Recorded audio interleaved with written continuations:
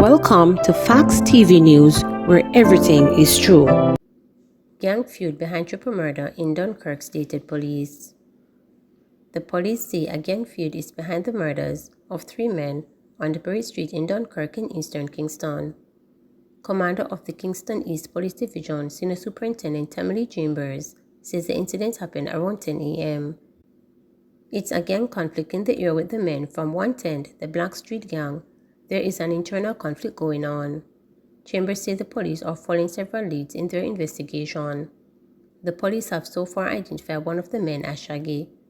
According to preliminary reports, men traveling on a motor car opened fire on persons who were sitting on a refrigerator along Bury Street. After the shooting ended, 3 men were seen suffering from gunshot wounds all over their bodies. They were later pronounced dead. Dunkirk is also known as McIntyre Villa. The incident came almost 3 days after Commissioner of Police Major General Anthony Anderson led a tour of sections of Dunkirk and other areas of the division. The incident is the latest in a series of individual shooting events that have resulted in multiple fatalities. Latest police data showed 1,038 murders in Jamaica for the period January 1 to September 30 this year, a 12% dip when compared with the similar period in 2022. Portland police successfully apprehend Haitians. A quick response of the Portland police had led to the apprehension of a large number of Haitians who reportedly fled their island location at the Long Bay Beach on Sunday in an apparent attempt to elude the law. Police sources say they were alerted by residents in Long Bay that several Haitians were seen making their way from an 18-foot sailboat with bags and other personal items. During an intense search of the area, with assistance from residents, the fleeing Haitians, who, according to the police seemingly, were trying to filter into the local population, were located and held. All 35 Haitians who landed on Sunday are being held at the Port Antonio Station and Castle Police Station, where they are undergoing processing and screening for the local health department. The group, which comprises 27 men, 3 women, and 5 children, including a baby, reportedly landed shortly after 5 p.m. So far, police sources have revealed that at least 2 of the Haitians who are being processed were among the last group of 36 Haitians who landed on a boat who had landed illegally at Long Bay on September 9 but were sent back a day later. In the meantime, the police indicated that the fate of the Haitians have not yet been decided, but following the processing and screening by the health department, a decision was to be made as to whether they would receive accommodation or be sent back to their homeland. Currently, the first group of 35 Haitians to have arrived in Jamaica since the start of 2023 on July 10 is awaiting their fate as to whether they will be granted asylum or if they will be sent back to their violent-torn homeland. So far, 108 Haitians who claim they were fleeing gang warfare, economic hardship, hunger, and persecution have landed in Jamaica in search of a better life. 3 feared dead in fiery crash in Westmoreland. 3 men feared dead after the motorcycle they were traveling on collided with a truck in Watersworth, Westmoreland on Monday night. The identities of the deceased are not yet known.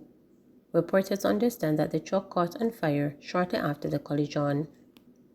The accident has caused a pileup of traffic on the main thoroughfare from Montego Bay to Savannah Lamar, as the bodies of the men were still on the roadway. Prime Minister Andrew Holness says government will have to adjust crime-fighting policies to address murders stemming from domestic disputes.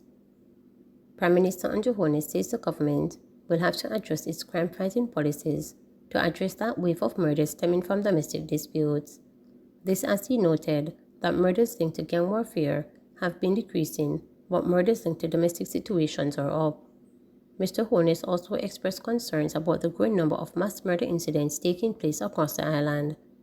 The Prime Minister said, given this reality, the government will have to adjust its strategy for tackling murders. This includes changing the way how threats of violence are handled.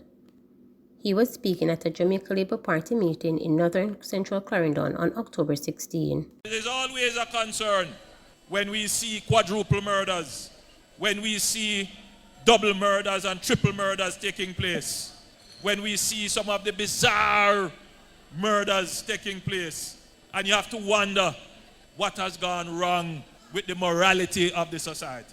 I raise it with you here because think about it. How would the police know that somebody is planning to commit a quadruple murder over some private domestic issue. We couldn't put police at everybody's doorstep. Family members argue over land, conspire, kill them family member. Intimate partner dispute, conspire, hire people, kill some people. It means that the government will have to adjust some of its policies because we have geared our policies to deal with murders which are originating from gang disputes, organized violence. Now we are going to have to pay more attention to the domestic violence issue. And so I have already signaled to the Commissioner and to the Minister of National Security that we may very well have to increase the reporting requirements and obligations for persons with knowledge of domestic disputes. We may very well have to increase the reporting obligations for persons who have been brought in and warned for the use of violence and threats, because what is happening is that if we allow even the threat of violence to go unanswered, the probability of it materializing is increasing in this environment. So as a strategy, the government will now review the existing laws about threats and the requirement to report on any threat or use of violence. Police identify a man who reportedly drowned at Blue Lagoon. The St. Catherine man who was reportedly drowned while swimming at the Blue Lagoon in Portland on Sunday has been identified as 23-year-old Roger Murray, a construction worker. Murray, who was reportedly on a trip with friends from St. Catherine, got into difficulties while swimming shortly after 1 p.m. According to the police, the man failed to adhere to safety rules and regulations, including the wearing of a life jacket, among other things, before entering the water. Murray had reportedly urged his friends to swim across the lagoon, which is approximately 200 meters wide. The police said that while attempting to swim, Murray got into difficulties. His friends, who said to be some distance ahead, were reportedly not aware of what was taking place until some time after. Divers from the Alligator Head Foundation helped to locate Murray's body. Culture and Entertainment Minister Olivia Grange has said the death was regrettable. This unfortunate occurrence amplifies the need for all users of the facility to comply with the regulations, which are primarily there for their own safety. I extend my sympathy to the family, relatives, and friends of the young man, she stated. Lifeguard waiter charged with shooting with intent in St. Anne. A 27-year-old lifeguard and a 26-year-old waiter are facing multiple charges, including shooting with intent, after allegedly attacking a man while he traveled home on September 30. According to reports from the St. Anne Police, Paul Barnett, otherwise called Reptile, and Marcus Sims, both of Miami Bay addresses, launched an attack on an unidentified man, causing an injury to his head. It is reported that one of the men used his firearm to hit the victim before opening fire at him.